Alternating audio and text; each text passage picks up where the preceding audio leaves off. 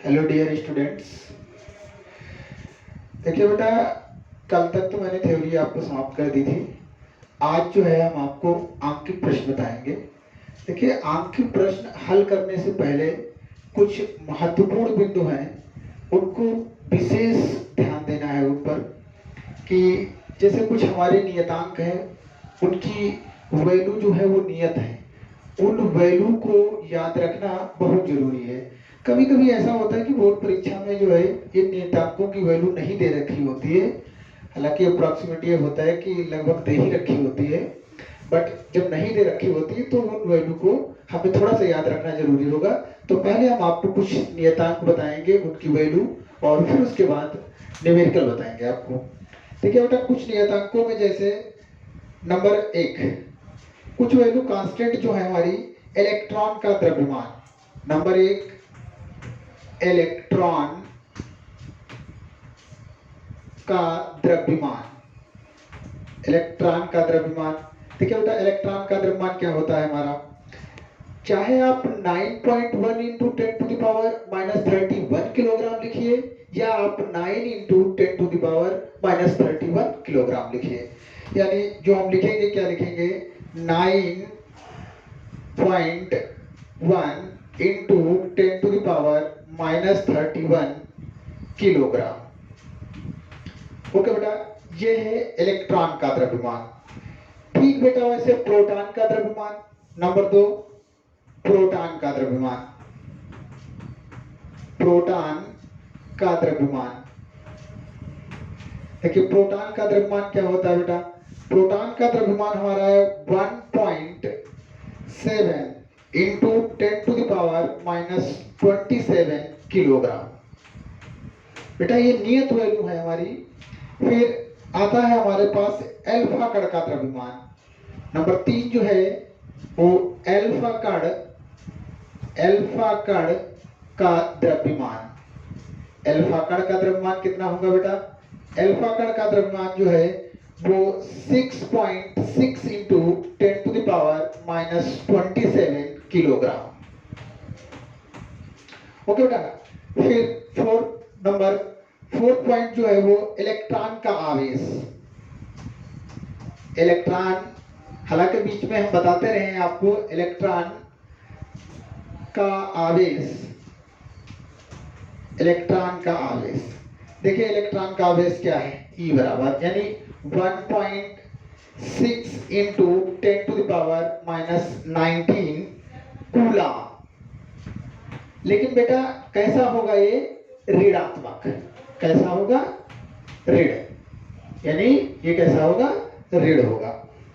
Okay बेटा, 5th point जो है वो प्रोटॉन पर आवेश। प्रोटॉन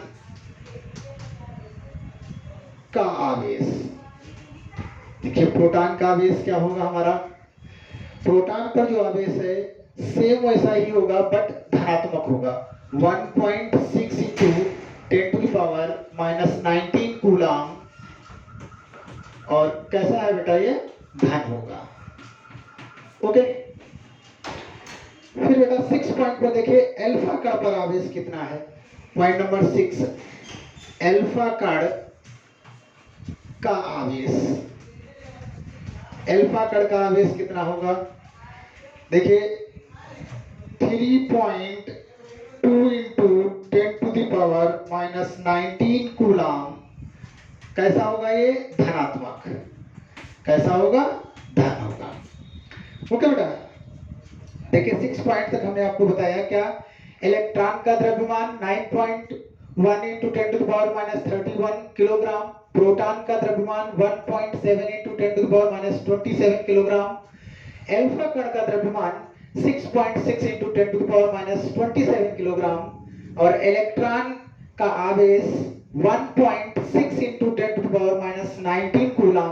कैसा होगा, ऋणात्मक। प्रोटॉन का जो आवेश है वो 1.6 into 10 to the power minus 19 coulomb होगा, कैसा, धनात्मक।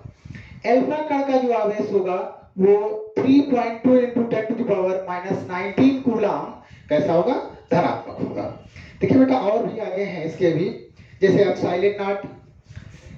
नेक्स्ट पॉइंट जो होगा बेटा, इसे एप्सिलॉन नॉट है हमारा 1/4 पाई, एप्सिलॉन नॉट का मान कितना होगा, ये मान बेटा याद रखना बहुत जरूरी है हमें।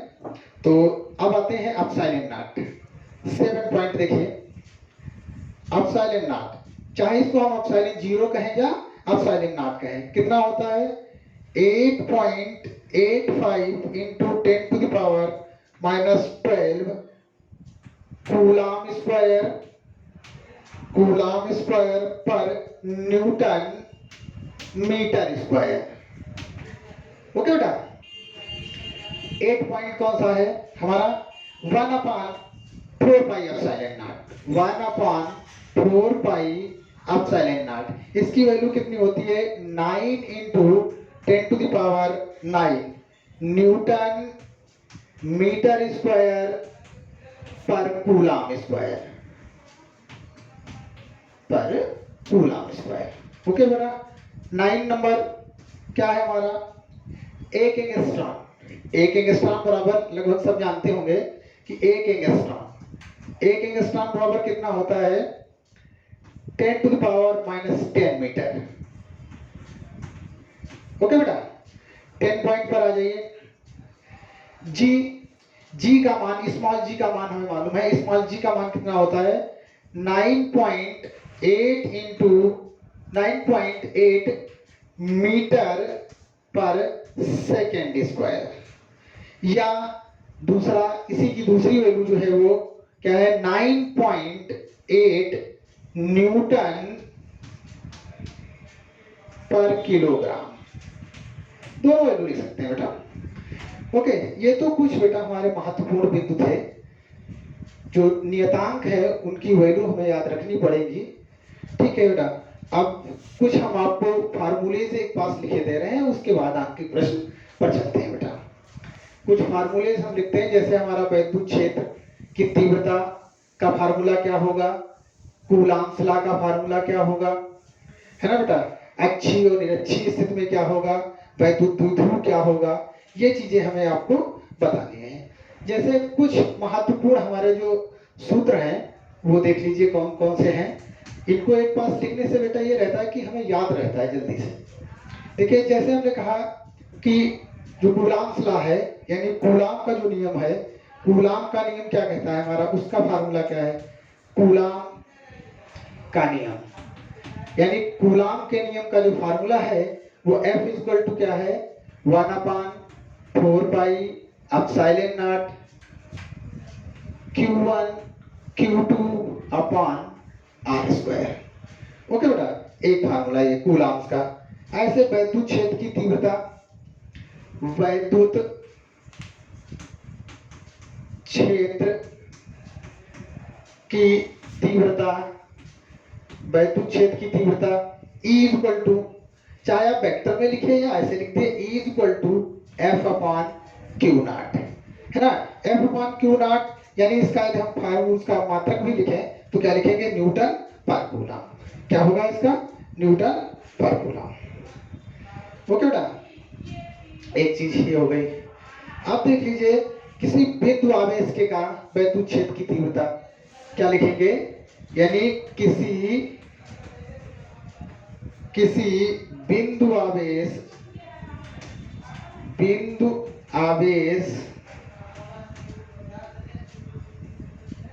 के कारण वैद्युत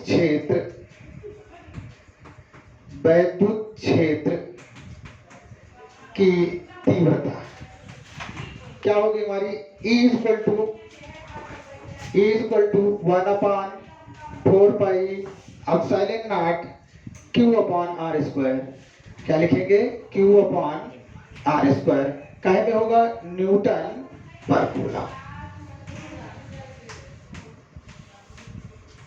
ओके बेटा,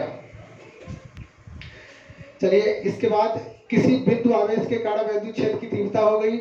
अब जो वैद्युत द्विध्रुव है हमारा, वैद्युत द्विध्रुव के अक्ष पर कोई बिंदु है तो वैद्युत क्षेत्र की तीव्रता क्या होगी, निरक्ष पर है तो वैद्युत क्षेत्र की तीव्रता क्या होगी, है ना। तो पहले वैद्युत द्विध्रुव हम देखते हैं, यानी वैद्युत द्विध्रुव आघूर्ण क्या लिखेंगे, वैद्युत आघूर्ण, वैद्युत द्विध्रुव आघूर्ण, वैद्युत द्विध्रुव आघूर्ण P इज इक्वल टू क्या लिखते हैं, P is equal to Q into 2L, है ना, क्या लिखते हैं, Q इंटू 2L। और इसका यदि हम मात्रक लिखें तो क्या लिखते हैं, कूलाम मीटर। मात्रक क्या लिखते हैं इसका, कूलाम मीटर।